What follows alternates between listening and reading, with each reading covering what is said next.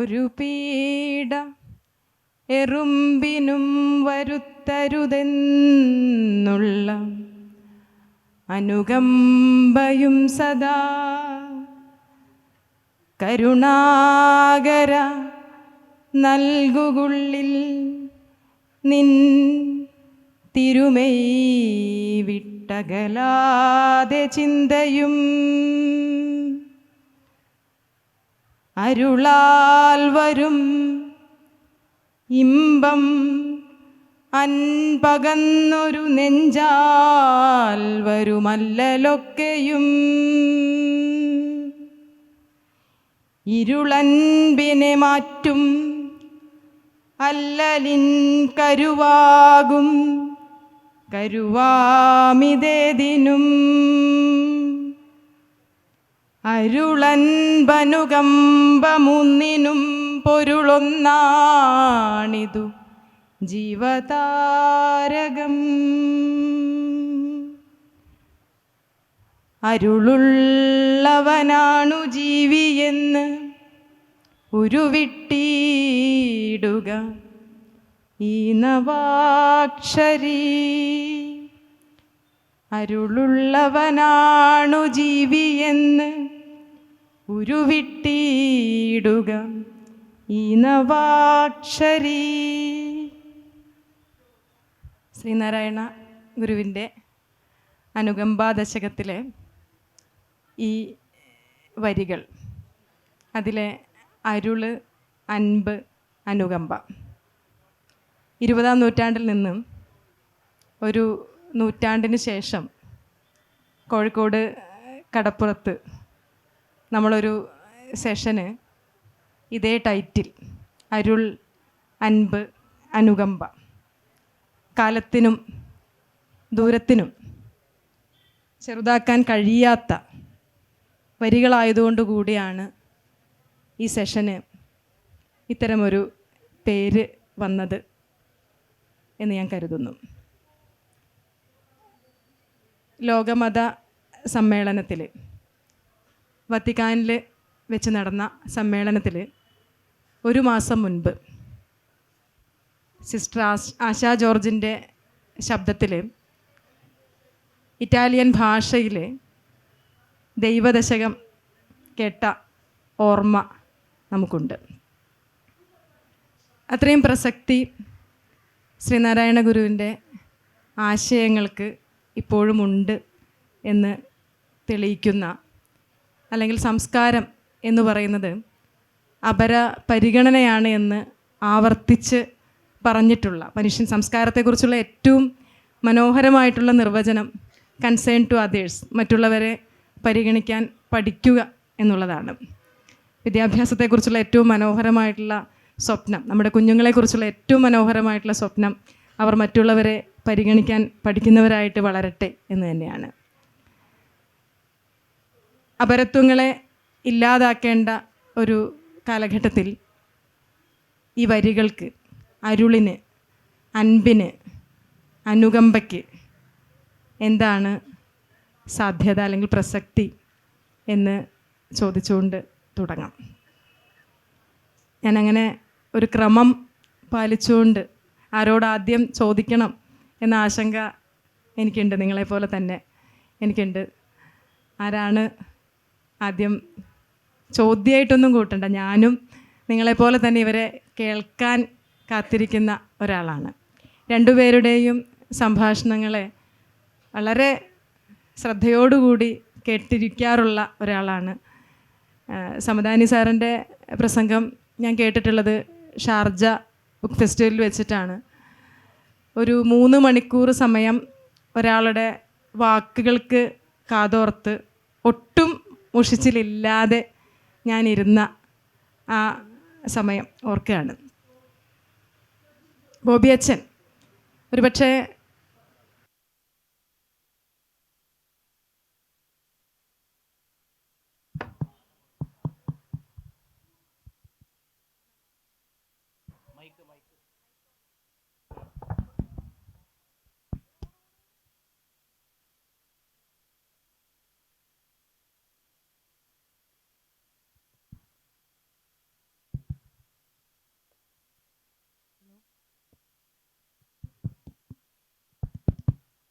Hello.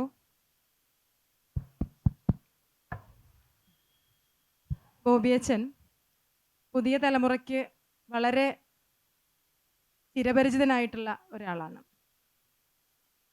റീൽസിലൂടെയും അദ്ദേഹത്തിൻ്റെ പുസ്തകങ്ങളിലൂടെയും സുഭാഷ് ചന്ദ്രൻ അദ്ദേഹത്തിൻ്റെ പുസ്തകത്തിൽ അതിൻ്റെ കവർ പേജിൽ തന്നെ സുഭാഷ് ചന്ദ്രൻ്റെ ഒരു വാചകമുണ്ട്. നമ്മുടെ സർഗാത്മക സാഹിത്യത്തെക്കാളും മനോഹരമായിട്ടുള്ള വരികൾ എഴുതി ചേർത്തിട്ടുള്ളത് ബോബിയച്ചൻ്റെ പുസ്തകത്തിലാണ് എന്ന്. വളരെ ലളിതമായിട്ടുള്ള വാക്കുകളിൽ ആഴമേറിയിട്ടുള്ള ചിന്തകൾ നമ്മളിലേക്ക് എത്തിച്ചിട്ടുള്ള മനുഷ്യരാണ് രണ്ടുപേരും. തൊട്ടടുത്തിരിക്കുന്ന വ്യക്തി എന്ന നിലയിൽ അനുകമ്പയുടെ കാലികമായിട്ടുള്ള പ്രസക്തിയെക്കുറിച്ച് സംസാരിക്കാനായിട്ട് സമദാനി സാറിനെ ക്ഷണിക്കുകയാണ്. ബഹുമാനപ്പെട്ട സദസ്സിന് ആദരപൂർവം അഭിവാദനങ്ങൾ. ബഹുമാനപ്പെട്ട എൻ്റെ ചിരകാല സുഹൃത്ത് ബോബിയച്ചൻ്റെ കൂടെ പ്രിയ സഹോദരി ദീപ നിശാന്തിൻ്റെയോടൊപ്പം ഇത്രയും പ്രബുദ്ധരായിട്ടുള്ള എൻ്റെ സഹോദരിമാർക്കൊപ്പം ബുക്ക് സംഘടിപ്പിക്കുന്ന ലിറ്ററേച്ചർ ഫെസ്റ്റിവൽ കോഴിക്കോട് സാഹിത്യനഗരിയുടെ ഉള്ളടക്കം കൂടുതൽ സമ്പന്നമാക്കുന്ന ഈ ഒരു സംരംഭത്തിൽ ഇതുപോലുള്ളൊരു വളരെ പ്രധാനപ്പെട്ട വിഷയത്തിൽ എൻ്റെ സഹോദരങ്ങൾക്കൊപ്പം ഈ നിമിഷങ്ങൾ പങ്കുവെക്കുന്നതിൽ വളരെയേറെ കൃതാർത്ഥത, സന്തോഷം, നന്ദി. എനിക്ക് തോന്നുന്നത് എല്ലാ വിഷയങ്ങളും പ്രധാനമാണ്, വിശേഷിച്ചും ഇതുപോലുള്ളൊരു സാഹിത്യോത്സവത്തിൽ. പക്ഷേ എനിക്ക് പറയാൻ തോന്നുന്നത് ഏറ്റവും പരമപ്രധാനമായ വിഷയമാണിത്. അനുകമ്പ, അമ്പ്, അരുൾ, ദീപ സൂചിപ്പിച്ചതുപോലെ കരുണ, ദയ, ഇതൊക്കെ വാക്കുകളാണ് ഭാഷയിൽ തന്നെ അതിനെക്കുറിച്ച് വന്നിട്ടുള്ളത് എന്നുള്ളത് എല്ലാ ഭാഷകളിലും വളരെ വളരെ വളരെ ചിന്തനീയമാണ്, പ്രസക്തമാണ്. ബോബിയച്ചൻ തൻ്റെ വിലപ്പെട്ട അഭിപ്രായങ്ങൾ പ്രകടിപ്പിക്കുന്നതിന് മുമ്പ് എന്നോട് ആവശ്യപ്പെട്ട സ്ഥിതിക്ക് തുടക്കത്തിൽ 1-2 കാര്യം. എൻ്റെ മുമ്പിൽ ഈ വിഷയം ചർച്ച ചെയ്യാനെടുക്കുമ്പോൾ 2 അമ്മമാർ എൻ്റെ മുമ്പിൽ നിൽക്കുന്നു, എൻ്റെ ഓർമ്മകളിൽ നിൽക്കുന്നു. ഒരമ്മ ഉദയകുമാറിൻ്റെ അമ്മ പ്രഭാവതി അമ്മ. ഉദയകുമാറിനെ ഉച്ചക്ക് പോലീസ് പിടിച്ചു, മോഷണ കുറ്റം ആരോപിച്ചു. രാത്രി ഉദയകുമാർ മരണപ്പെട്ടു. ശരീരം മുഴുവൻ രക്തം വാർന്നൊലിച്ച് മർദ്ദിക്കപ്പെട്ട് പീഡിപ്പിക്കപ്പെട്ട് ഞരമ്പുകളിലൂടെ രക്തം ഒഴുകി വന്ന് അവശനായ നിലയിൽ അമ്മ മകനെ കണ്ടു. ഒരു നോട്ടമേ നോക്കിയുള്ളൂ. എൻ്റെ നെഞ്ചിടിപ്പ് നിലച്ചതുപോലെ, ഭൂമി താഴ്ന്നു പോകുന്ന പോലെ ആ അമ്മ പറഞ്ഞു. ആ അമ്മ കോടതിയിൽ നിന്ന് കുട്ടിയുടെ കൊലക്ക് ഉത്തരവാദികളായവരെ നിയമത്തെ ഏൽപ്പിച്ചു. അവർക്ക് കോടതി തൂക്കുകയറ് വിധിച്ചു. അവർ കോടതി വരാന്തയിൽ നിന്ന് പറഞ്ഞു, എനിക്കെൻ്റെ മകൻ പോയടുത്തേക്ക് പോകാം, എനിക്ക് എല്ലാമായിരുന്നു അവൻ പോയതോടെ ഞാൻ ഇല്ലാതായി. ഒരമ്മ. ഇത് കുറച്ച് വർഷം മുമ്പാണ്. മറ്റൊന്ന് പുതിയതാണ്, ഒരാഴ്ച തികഞ്ഞിട്ടില്ല. ബാംഗ്ലൂരിലേക്ക് പഠിക്കാൻ പറഞ്ഞയച്ച മകൻ, മലയാളി. ഇതൊക്കെ മലയാള നാട്ടിലാണല്ലോ കൂടുതൽ നടക്കുന്നത്. ദൈവത്തിൻ്റെ സ്വന്തം നാട് എന്നൊക്കെ വെറുതെ പെരുമ്പറയടിച്ച് പറയുമെങ്കിലും ഉള്ളുകൊണ്ട് വളരെ അന്ധകാര നിബിഡമായിട്ടുള്ള സ്നേഹശൂന്യതയുടെയും സ്നേഹനിരാസത്തിൻ്റെയും നിശ്ചേതനമായിട്ടുള്ള ഒരു മനസ്സാക്ഷിയുടെയും നിർവികാരമായ മനസ്സാക്ഷിയുടെയും നാടായി മാറിക്കൊണ്ടിരിക്കുന്ന സാമൂഹിക പരിസരത്ത് ഈ രണ്ടാമത്തെ അടുത്ത ദിവസം 3-4 ദിവസം മുമ്പ് മകൻ ബാംഗ്ലൂരിൽ നിന്ന് തിരിച്ചെത്തി. ഒരു കത്തി വാങ്ങി. ബോധപൂർവം, അറിയാതെ സംഭവിച്ചതല്ല, അവൻ അമ്മയെ കൊന്നു. ഞാൻ ഈ അമ്മ പ്രസംഗം ചെയ്ത ഒരാളാണ്. നിങ്ങളൊക്കെ ചെയ്തതാണ്, അതുപോലുള്ള അമ്മ ഓർമ്മകളൊക്കെ ഉണ്ടാവും. അപ്പോൾ മാതൃത്വത്തെക്കുറിച്ച് എപ്പോഴും പറയുന്നവരിൽപ്പെട്ട ഒരാളാണ്. ഈ മകൻ പറഞ്ഞത് ഗർഭത്തിനും പ്രസവത്തിനുള്ള ശിക്ഷ ഞാൻ അവൾക്ക് നൽകി എന്നാണ്. പുതിയ മലയാളക്കര പുതിയ കേരളം, പുതിയ സാമൂഹിക പരിസരം, യന്ത്രവൽകൃത ലോകത്ത് നഷ്ടപ്പെടുന്ന ഹൃദയ സാന്നിധ്യം, ഇതൊക്കെയാണ് ഈ വിഷയം ചർച്ചക്കെടുക്കുമ്പോൾ എൻ്റെ മുമ്പിലുള്ളത്. ഇത് രാജ്യാന്തര പ്രശ്നമാണ്, പ്രാദേശിക പ്രശ്നവുമാണ്, ഇത് ദേശീയ പ്രശ്നമാണ്, ഇത് വ്യക്തിയുടെ പ്രശ്നമാണ്, സാമൂഹിക പ്രശ്നമാണ്. ഇതാണ് ഏറ്റവും വലിയ പ്രശ്നം, കാരുണ്യരാഹിത്യം. അതുകൊണ്ട് എല്ലാ ശ്രമങ്ങളും ഇതിൻ്റെ പരിപോഷണത്തിന് വേണ്ടി, കരുണയെ ജീവിപ്പിക്കുന്നതിന് വേണ്ടി, ഇവിടെ ദീപ ചൊല്ലിയ നാരായണഗുരുവിൻ്റെ ആ പ്രശസ്തമായിട്ടുള്ള കാവ്യശകലത്തിൽ അല്ലെങ്കിൽ പ്രാർത്ഥനാഗീതത്തിൽ പറയുന്ന പോലെ എല്ലാ മതങ്ങളുടെ അകത്തും എല്ലാ ദർശനങ്ങളുടെ അകത്തും കരുണയാണെന്നാണ് ഞാൻ മനസ്സിലാക്കുന്നത്. പക്ഷേ ആ കരുണയെ തിരസ്കരിക്കുന്ന ഒരു ലോക പരിസരത്താണ് നാം ജീവിക്കുന്നത് എന്ന ബോധത്തോടെ നമ്മുടെ ചിന്തയും കർമ്മവുമെല്ലാം ഇതിനു വേണ്ടി സമർപ്പിക്കാൻ സാധിക്കട്ടെ എന്നാണ് എനിക്ക് ആദ്യമായിട്ട് പറയാനുള്ളത്.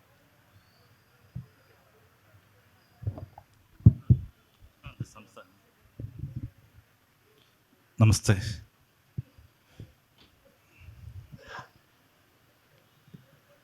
ശരിക്കും എന്താണ് വ്യത്യാസമെന്ന് നമുക്കിനിയും പിടുത്തം കിട്ടാത്ത 3 വാക്കുകളാണ്: അരുള്, അൻപ്, അനുകമ്പ. വ്യത്യാസമുണ്ട് താനും. കുറച്ചു കാലം മുമ്പ് ഞാൻ ഇതിനെക്കുറിച്ചൊന്ന് പഠിച്ച് ഒരു ചെറിയ പ്രഭാഷണം കോഴിക്കോട് തന്നെ ചെയ്തു. പക്ഷെ ഞാൻ വിചാരിക്കുന്നു, തിരിച്ചു വരുമ്പോൾ ഞാൻ വിചാരിക്കുന്നത് വാസ്തവത്തിൽ ഈ പദങ്ങളല്ല നമ്മൾ വ്യാഖ്യാനിക്കേണ്ടത്, വിശദീകരിക്കേണ്ടത്. ഈ പദങ്ങളെ വെറുതെ വളരാൻ അനുവദിക്കുക എന്നുള്ളതാണ്. വെറുതെ കണ്ണുപൊട്ടിയ ദീപ ആ കീർത്തനം പാടുമ്പോൾ അനുകമ്പമായിട്ട് ബന്ധപ്പെട്ട ഒരുപക്ഷെ ഈ ഒരു ദേശത്തുണ്ടായ ഏറ്റവും മനോഹരമായ ഒരു സ്തുതിഗീതമോ സ്തോത്രഗീതമോ ഒക്കെയാണത്. വെറുതെ അത് മനസ്സിൽ കേട്ടാൽ മതി. ഇത്രയും വ്യാഖ്യാനങ്ങൾ വേണ്ടെന്നാണ് തോന്നുന്നത്. പലപ്പോഴും വ്യാഖ്യാനം എല്ലാത്തിനെയും കുറച്ചുകൂടി ചട്ടപ്പടിയാക്കുന്നു, അതിനെ നേർപ്പിക്കുന്നു. ഗുരുവാസ്തവത്തിൽ വ്യാഖ്യാനത്തിനെതിരാണെന്ന് മറ്റുള്ളൊരു കുഞ്ഞു സംഭവം കേട്ടിട്ടുണ്ട്. അതിങ്ങനെ കുമാരനാശാൻ അദ്ദേഹത്തിൻ്റെ ചില കൃതികൾക്കൊക്കെ ഒരു വ്യാഖ്യാനം എഴുതാനായിട്ട് ആഗ്രഹിച്ചപ്പോൾ ഗുരു പുഞ്ചിരിയോട് അതിനെ നേരിട്ടത് ഇങ്ങനെയാണ്: കുമാരു വൈക്കോൽ കെട്ടാൻ വേണ്ടി വേറെ വള്ളി അന്വേഷിക്കുന്നു. എന്തെങ്കിലും തരത്തിലൊരു ഗ്രാമീണ പശ്ചാത്തലമുള്ളവർക്കറിയാം, ഈ വൈക്കോൽ കെട്ടാനായിട്ട് വേറെ വള്ളി വേണ്ട, അതിനകത്തുനിന്ന് തന്നെ ഒരു വള്ളി എടുത്ത് കെട്ടിയാൽ മതി. എനിക്ക് തോന്നുന്നു ഈ പദങ്ങളെ നിശബ്ദതയിൽ വളരാൻ അനുവദിക്കുക എന്നുള്ളതാണ്. അവനവൻ്റെ ഉള്ളിൽ ഈ പദങ്ങളെ വെറുതെ വിട്ടുകൊടുക്കുക. വളരെ കൃത്യമായി വിസിബിളായ വ്യത്യാസം കാണാൻ പറ്റുന്ന പറയുക. നമ്മുടെ ദേശത്തെ ഈ തഥാഗത സാന്നിധ്യമാണ് ഗുരു എന്ന് പറയുന്നത്. ബുദ്ധൻ ഒരു വല്ലാത്തൊരു പദമാണ്. നിങ്ങൾ ശ്രദ്ധിച്ചിട്ടുണ്ടാവും, ഇങ്ങനൊരു ഷോപ്പിംഗ് മാളിൽ പോലും നമ്മുടെ ചെറിയ മക്കൾ പുതിയ കാലത്തിൻ്റെ ഘടനയൊക്കെ രൂപപ്പെടുത്തുമ്പോൾ ഏതെങ്കിലും ഒരു മൂലയിൽ ഈ ബുദ്ധ ഉണ്ടാവും. ഇതൊരു സമാധാനമാണ് ആ നാമം, ആ കാഴ്ച. ഈ ദേശത്ത് ഒരുപക്ഷെ ഏറ്റവും ബുദ്ധനെ ഉള്ളിലേക്ക് ഏറ്റുവാങ്ങിയ ഒരാൾ ഗുരു തന്നെ ആയിരിക്കാം. നമുക്കിനി ചൂണ്ടിക്കാണിക്കാനായിട്ട് കുമാരനാശൻ്റെ കാര്യത്തിൽ എന്ന കണക്ക് ഉദാഹരണങ്ങളൊന്നുമില്ല. കുമാരനാശൻ്റെ കാര്യത്തിൽ നമുക്ക് വളരെ വ്യക്തമാണ്. വലിയ ബുദ്ധസാന്നിധ്യം ഉണ്ടായിരുന്ന ഒരു ദേശമായിരുന്നു ഇത്. നമ്മൾ പറയുന്ന ഈ പള്ളിക്കൂടം ഉൾപ്പെടെയുള്ള വാക്കുകളൊക്കെ ആ ബുദ്ധ പരിസരത്തിൽ ലഭിക്കുന്ന ഒന്നാണ്. നമ്മുടെ പല ദേശങ്ങൾ, പലയിടങ്ങളിലുള്ള ആ ബുദ്ധയുടെ ശേഷിപ്പുകൾ. പക്ഷെ അതിന് നിരക്കുന്ന വിധത്തിൽ നമ്മുടെ ഭാഷയിലോട്ടോ ദേശത്തിൻ്റെ കാവ്യ രീതിയിലോട്ടോ ഒന്നും ബുദ്ധ വന്നിട്ടില്ല. എന്നിട്ട് നമുക്ക് ആ ആബ്സെൻസ് ഫീൽ ചെയ്യുന്നില്ല. അതിന് കാരണം ഈ പറഞ്ഞ ഗുരുദേവൻ്റെ ഒക്കെ പശ്ചാത്തലത്തിൽ കുമാരനാശാൻ രൂപപ്പെടുത്തിയ ഈ ഉപഗുപ്തൻ എന്ന് പറഞ്ഞൊരു ഒരു ക്യാരക്ടറാണ്. ഇത് വളരെ ശക്തമായിട്ടുണ്ട്. ആട്ടക്കഥയായിട്ടും ശാംബശിവൻ്റെ കഥാപ്രസംഗമായിട്ടും പിന്നെ ഒരു ചലച്ചിത്രമായിട്ടും ഒച്ചിറ വേലിക്കുട്ടിയുടെയൊക്കെ നാടകമായിട്ടും ഒക്കെ അതിങ്ങനെ നമ്മുടെ ഭാവനയിൽ വന്ന് വീണ്ടുള്ള വാക്കാണ് ഉപഗുപ്തൻ എന്ന് പറയുന്നത്. ഉപഗുപ്തൻ ബുദ്ധനെ അല്ല, ആ ബുദ്ധ ആശയങ്ങളിൽ ആകി വരുന്ന ഇങ്ങനെ 10,000-കണക്കിന് മനുഷ്യർ ഒരാളാണ്. എന്നിട്ടും ആ കവിത ഇങ്ങനെയാണ് അവസാനിക്കുന്നത്: അങ്ങ് വീണ്ടും വരണം. ഞാൻ വിചാരിക്കുന്നു, നമ്മൾ ഇപ്പോൾ എത്തിയിരിക്കുന്ന ഒരു കാലത്തിലേക്ക് നമുക്ക് ഒരുമിച്ച് പ്രാർത്ഥിക്കാവുന്ന ഏറ്റവും നല്ല പ്രാർത്ഥന ഇതാണ്: അങ്ങ് ഞങ്ങളിലേക്ക് വരണമേ. കുറേ കൂടി ഈർപ്പമുള്ള ലോകം സൃഷ്ടിക്കപ്പെടണമേ. കുറേ കൂടി അനുഭാവമുള്ള മനുഷ്യരുണ്ടാവണമേ. ഞാൻ വിചാരിക്കുന്നു, ഈ ഒത്തുകൂടിയിരിക്കുന്ന മനുഷ്യരുടെ മൂലധനം എന്താ? വസ്തുവിൽ ഭൗതിക ജീവിതത്തെ മെച്ചപ്പെടുത്തുന്ന ഒരു വിചാരങ്ങളും ഈ ഒരു വേദിയിൽ നിന്ന് നിങ്ങൾക്ക് കിട്ടില്ല. ജീവിതത്തിൻ്റെ പ്രായോഗികതയുമായിട്ട് ബന്ധപ്പെട്ട് കാൽക്കാശിന് വിലയാത്ത കാര്യങ്ങൾ ഇവ പറഞ്ഞുകൊണ്ടിരിക്കുന്നത്. എന്നിട്ടും ഞങ്ങളുടെ ഈ ദുർബലമായ ശബ്ദങ്ങൾക്ക് മീതെ നിങ്ങൾ ഇത്രയും ഏകാഗ്രത തരുന്നത് എന്തുകൊണ്ടാണ്? എല്ലാവരുടെ ഉള്ളിൽ ആ കരുണയെന്ന് പറയുന്നൊരു മൂലധനമുണ്ട്. നമുക്കതിനെ എങ്ങനെ എക്സ്പ്ലോർ ചെയ്യാമെന്നുള്ളതാണ് സമസ്ത മേഖലകളിലും നമ്മൾ അന്വേഷിക്കേണ്ട ഒരു പുതിയൊരു അന്വേഷണം. ഇത് ഓൾറെഡി ഇവിടെ സംഭവിച്ചിട്ടുണ്ട്. അതിനെങ്ങനെ മെച്ചപ്പെടുത്താം എന്നുള്ളതിനെക്കുറിച്ച് കൂടി നമുക്ക് വെറുതെ ഓർത്തെടുത്താൽ നല്ലതായിരിക്കും.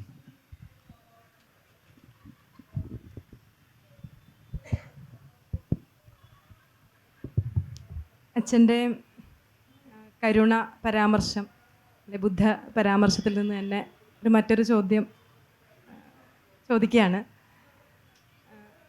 കുമാരനാശാൻ പലപ്പോഴും സ്ത്രീയെ നീക്കി നിർത്തുന്ന ഒരു സമീപനം ആശാൻ്റെ കൃതികളിൽ, ഉപഗുപ്തനിൽ പോലും അതുണ്ടല്ലോ. അത്തരത്തിലുള്ള ഒരു സ്ത്രീയെ ഏറ്റവും അധികം സ്ത്രീയായി മാറാൻ എഴുതിയിട്ടുള്ള, അല്ലെങ്കിൽ ഓരോ പുരുഷനിലും അല്ലെങ്കിൽ ഓരോ ദൈവത്തിലും ഒരു സ്ത്രീ കൂടി ഉണ്ട് എന്ന് ആവർത്തിച്ച് പറഞ്ഞിട്ടുള്ള, എഴുതിയിട്ടുള്ള ആളാണ് അച്ഛൻ. അച്ഛൻ എഴുതിയിട്ടുള്ള ഒരു വാചകം ഞാനിവിടെ വായിക്കാം. ഞാൻ പുരുഷന്മാരോട് സംസാരിക്കുമ്പോഴും പറയുന്നത് അവനവനിലെ സ്ത്രീയുടെ അംശം വളർത്തിയെടുക്കാനാണ്. അതേയുള്ളൂ ഇന്നത്തെ ആസുരമായ കഠിനമായ കാലത്ത് ഒരു പരിഹാരം. ഏതൊരു ഉത്തമനായ ഗുരുവിലേക്ക് നോക്കിയാലും കുറേ കഴിഞ്ഞാൽ അയാളുടെ രൂപഭാവം പോലും സ്ത്രൈണമായി മാറുന്നത് കാണാം. ബുദ്ധൻ്റെ മുഖം നോക്കൂ, ഒരു പൊട്ടുകുത്തിയാൽ ഇത്ര കൃത്യമായ സ്ത്രീഭാവം ഇല്ല. അതുപോലെ യേശു, സത്യസായി ബാബയുടെ ചെറുപ്പത്തിലെ ചിത്രങ്ങൾ, അവസാന കാലത്ത് ശ്രീരാമകൃഷ്ണ പരമഹംസരുടെ നെഞ്ചിൽ നിന്നും പാലൊഴുകിയിരുന്നതായി വായിച്ചിട്ടില്ലേ? മാനസികമായി സ്ത്രൈണതയിൽ എത്തുമ്പോൾ ഒരാളിൻ്റെ ഫീച്ചേഴ്സിനും രൂപപരിണാമം വരും. ഈ ഗുരുക്കന്മാർ മറ്റുള്ളവരെ ചേർത്തു പിടിക്കുന്ന രീതിയും തികച്ചും സ്ത്രൈണമാണ്. നിത്യപ്രണയിനി മീരാബായി പറയുന്ന ഒരു കാര്യമുണ്ടല്ലോ. മീര ക്ഷേത്രത്തിലേക്ക് പ്രവേശിക്കാൻ നേരം തടഞ്ഞുകൊണ്ട് പൂജാരി പറഞ്ഞു, സ്ത്രീകൾക്ക് പ്രവേശനം ഇല്ല എന്ന്. മീര വളരെ സങ്കടത്തോടെ പൂജാരിയോട് ചോദിക്കുന്നു, ഇത്ര കാലമായി പൂജയർപ്പിക്കാൻ തുടങ്ങിയിട്ടും അങ്ങ് ഇനിയും ഒരു സ്ത്രീ ആയിട്ടില്ലേ? ഒരു ജെൻഡർ എന്ന നിലയിലേക്കാൾ ഒരാശയത്തിൻ്റെ പേരാണ് സ്ത്രീ എന്ന് എനിക്ക് തോന്നുന്നു എന്ന് പറഞ്ഞത് അച്ഛനാണ്, ബോബി അച്ഛനാണ്. വളരെ മനോഹരമായിട്ടുള്ളൊരു കാഴ്ചപ്പാടാണ്. പക്ഷേ അതേസമയം തന്നെ സ്ത്രീയും പുരുഷനും ഒന്നിച്ച് ഇടപെടുന്ന സ്ഥലങ്ങൾ നിയന്ത്രിക്കണം എന്ന് പറയുന്ന മതപണ്ഡിതന്മാരുടെ കാലത്ത് തന്നെയാണ് നമ്മളെപ്പോഴും നിൽക്കുന്നത്. അത്തരമൊരു കാലഘട്ടത്തോട്, അത്തരം പരാമർശങ്ങളോട്, ഈ ആദർശവൽക്കരണത്തിൻ്റെ ഒരു സ്ത്രീ മാതൃക പലപ്പോഴും വിധേയത്വത്തിൻ്റെ ഒരു മാതൃക കൂടിയാണ്. അത്തരം കീഴ്പ്പെടലുകളോട്, അത്തരം നിർദ്ദേശങ്ങളോട് നിങ്ങൾ എങ്ങനെയാണ് അത്തരം നിർദ്ദേശങ്ങളെ നോക്കിക്കാണുന്നത്? ഞാൻ ചോദ്യം സമദാനി സാറിലേക്ക് നീട്ടുകയാണ്. തീർച്ചയായും വളരെ അപ്രസക്തമായിട്ടുള്ള കാര്യങ്ങളാണത്. സമൂഹത്തിൽ കാരുണ്യവും അനുകമ്പയുമാണ് നാം ചർച്ച ചെയ്യുന്നത്. അവിടെ സ്ത്രീ പുരുഷൻ എന്ന ഭേദങ്ങൾക്ക് തന്നെ യാതൊരു പ്രസക്തിയുമില്ല. അവിടെ മനുഷ്യനിൽ നിന്ന് പോലും വ്യാപിച്ച് പ്രകൃതിയിലേക്ക്. കരുണ എന്ന് പറയുന്നത് പ്രകൃതിയുടെ നാദമാണ്, പ്രകൃതിയുടെ ആത്മാവാണ്.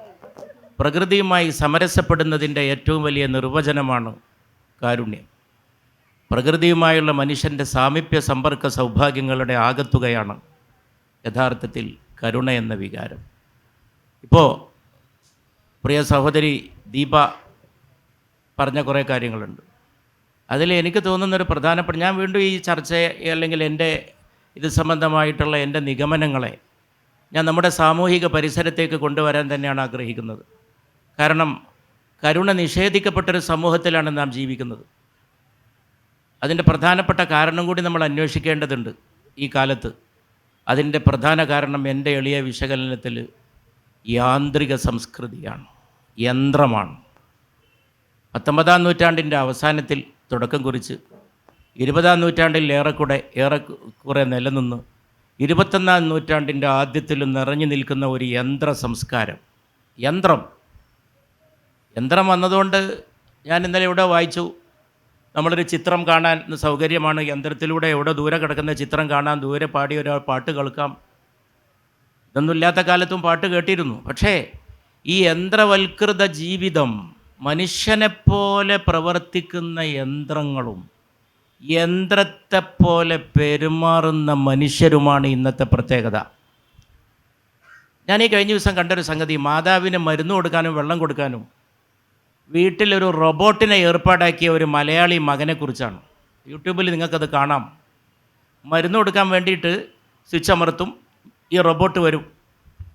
വെള്ളം കൊടുക്കാൻ വേണ്ടി മാതാവിൻ്റെ അടുക്കലേക്ക്, മകൻ വിദേശത്താണ്. ഇതെവിടെ പോയി ചെന്ന് അവസാനിക്കുമെന്നാണ് അന്വേഷിക്കേണ്ടത്. അപ്പോൾ എനിക്ക് വളരെ കൃത്യമായിട്ടുള്ള വ്യക്തമായിട്ടുള്ള ഒരു കാഴ്ചപ്പാട് എൻ്റെ ബഹുമാനപ്പെട്ട സഹോദരങ്ങളുമായിട്ട് ഇതിൽ പങ്കുവെക്കാനുണ്ട്. മനുഷ്യന് നഷ്ടപ്പെടുന്ന അവൻ്റെ അകമാണ്. എല്ലാം ബാഹികമായി കൊണ്ടിരിക്കുകയാണ്. Everything has become external. The internal life is missing, the self is missing, the heart is missing. ഹൃദയം തന്നെ നഷ്ടപ്പെടുകയാണ്. ഹൃദയത്തിന് പ്രസക്തിയില്ല. അപ്പോൾ യുക്തി മനുഷ്യന് വേണം, റാഷണാലിറ്റി. യുക്തി ഇല്ലാതെ ജീവിതം മുന്നോട്ട് പോവില്ല. യുക്തി വളരെ പ്രധാനമാണ്. പക്ഷേ ഈ യുക്തി വൈകാരികമായ ജീവിതത്തെ നിഷേധിക്കാൻ തുടങ്ങി എന്നുള്ളതാണ് ഇന്നത്തെ ദുരന്തം. മനുഷ്യൻ്റെ അടിസ്ഥാനം അവൻ്റെ വൈകാരിക ജീവിതമാണ്. Emotional life, emotional concepts, even emotional philosophy, emotional education. നമ്മുടെ കുട്ടികൾക്ക് ഇന്ന് കേരളത്തിൽ നഷ്ടപ്പെടുന്ന ഏറ്റവും പ്രധാനപ്പെട്ട സംഗതി വൈകാരിക വിദ്യാഭ്യാസമാണ്. വിദ്യാഭ്യാസം ഒരുപാട് വർദ്ധിച്ചു, വിപുലമായി. പക്ഷേ വികാരങ്ങളെ പരിഗണിക്കുന്ന വിദ്യാഭ്യാസമില്ല. വികാരങ്ങളെ പരിഗണിക്കാൻ തുടങ്ങുമ്പോൾ അമ്മ ഒരു വികാരത്തിൻ്റെ പേരാണ്, അച്ഛൻ ഒരു വികാരമാണ്, അയൽക്കാരൻ ഒരു വികാരമാണ്. അപ്പം സ്ത്രീ പുരുഷൻ ഇതൊക്കെ അതിൻ്റേതായിട്ടുള്ള വൈകാരിക തലങ്ങളിൽ സമീപിക്കേണ്ട, ദീപ പറഞ്ഞ കാര്യം തന്നെയാണ് ഞാൻ പറയുന്നത്, അല്ലെങ്കിൽ അതിലേക്കാണ് വരുന്നത്. അവിടെ വ്യത്യാസങ്ങൾക്കൊന്നും പ്രസക്തിയില്ല. മാനവത്വം എന്ന വികാരത്തിൽ അധിഷ്ഠിതമാണ് പുരുഷസ്വത്വം, അതിൽ തന്നെ അധിഷ്ഠിതമാണ് സ്ത്രീ സ്വത്വം എന്ന സ്ത്രൈണഭാവം. അത് ഒക്കെ തന്നെ കാരുണ്യത്തോടെ, അനുകമ്പയോടുകൂടി സമീപിക്കണം. അപ്പോൾ കഴിയുന്നിടത്തോളം ഹൃദയത്തിലേക്ക് തിരിച്ചു പോകണം. നിർമ്മിത ബുദ്ധിയുടെ കാലത്ത് ഇതൊരു വലിയ വെല്ലുവിളിയാണ്. നിർമ്മിത ബുദ്ധി ചോർത്തിയെടുക്കുന്നത് ഹൃദയമാണ്. അതുകൊണ്ട് ഒരുപാട് സംഗതികൾ വരും. ലോകത്താർക്കും അതിനെ ചെറുക്കാൻ കഴിയില്ല എന്നൊക്കെ ആയിരിക്കും പറയാൻ പോണത്. ഞാൻ ഈ ബഹുമാനപ്പെട്ട സദസ്സിനോടും പറയുകയാണ്, സ്വന്തം നെഞ്ചിനകത്തെ ഹൃദയം താങ്ങിപ്പിടിച്ചുകൊണ്ട് നിർമ്മിത ബുദ്ധിയുടെ കൂലംകുത്തി ഒഴുക്കിനെ ചെറുത്ത് തോൽപ്പിക്കാൻ നമ്മിൽ ഓരോരുത്തർക്കും സാധിക്കുമ്പോഴാണ് നമുക്ക് കരുണയെ ലോകത്ത്, പ്രപഞ്ചത്തിൽ നിലനിർത്താൻ കഴിയുന്നത്. അത് മനുഷ്യൻ്റെ ആവശ്യം മാത്രമല്ല, പ്രകൃതിയുടെ ആവശ്യമാണ്. ഈ മരക്കൊമ്പിൽ ഒരു പക്ഷി വന്ന് ഈ കോഴിക്കോട്ട് കടൽ തീരത്ത് കൂട് കൂട്ടണമെങ്കിൽ ഇതിലൂടെ നടന്നു പോകുന്ന മനുഷ്യർക്ക് കരുണയുണ്ടായിരിക്കണം. കരുണയുള്ളിടത്ത് മാത്രമേ ഒരു പക്ഷി കൂട് കൂട്ടൂ, അവിടെ മനുഷ്യന് പാർക്കാൻ കഴിയൂ. ഈ ഭൂമുഖത്ത് മനുഷ്യന് പാർക്കാൻ കഴിയണമെങ്കിൽ ഇവിടെ കരുണ നിലനിൽക്കണം. ശാസ്ത്ര സാങ്കേതിക വിദ്യ വളർന്നതുകൊണ്ടോ ഒന്നും നിലനിൽക്കാൻ കഴിയില്ല. യുദ്ധത്തിൽ മരിച്ചുകൊണ്ടിരിക്കുന്ന ഓമന മക്കൾ, അവരെ ചുട്ട് തിന്നുന്ന ഭരണാധികാരികൾ, ഈ ഭരണാധികാരികളൊക്കെ വിദ്യാസമ്പന്നരാണ്. ഈ കാടത്തം, ഞാൻ നേരത്തെ പറഞ്ഞ അമ്മ, ഈ അമ്മയോട് ചെയ്യുന്ന ക്രൂരത, ഇതൊക്കെ ചെയ്യുന്നത് മക്കളൊക്കെ വിദ്യാസമ്പന്നരാണ്. വിദ്യാഭ്യാസത്തിന് പോലും അതിൻ്റെ വൈകാരിക അംശം അതിലേക്ക് ചേർത്ത് കൊടുക്കണം. കരുണയുള്ള വിദ്യാഭ്യാസം വളർത്തിയെടുക്കണം. മാതാവിൻ്റെ മടിത്തട്ടിൽ നിന്ന് കുഞ്ഞിനെ അടർത്തിയെടുക്കുന്ന വിദ്യാഭ്യാസമുണ്ട്. അതുപോലുള്ള സാമൂഹികമായിട്ടുള്ള അളവുകോലുകളുണ്ട്. ഇമ്മാനുവൽ കാൻറ്റിൻ്റെ ഒരു പ്രസ്താവനയാണ് എനിക്ക് ഓർമ്മ വരുന്നത്. Man is the measure of everything. മനുഷ്യനാണ് സകല കാര്യങ്ങളുടെയും മാനദണ്ഡം. ആ അടിസ്ഥാനത്തിൽ ഈ വിഷയത്തെ സമീപിക്കാൻ സാധിച്ചാൽ ഒരു പരിധിവരെ നമുക്ക് നഷ്ടപ്പെട്ടുകൊണ്ടിരിക്കുന്ന കരുണയെ പരിപോഷിപ്പിക്കാനും വീണ്ടെടുക്കാനും സാധിക്കുന്നതാണ് എൻ്റെ വലിയ അഭിപ്രായം.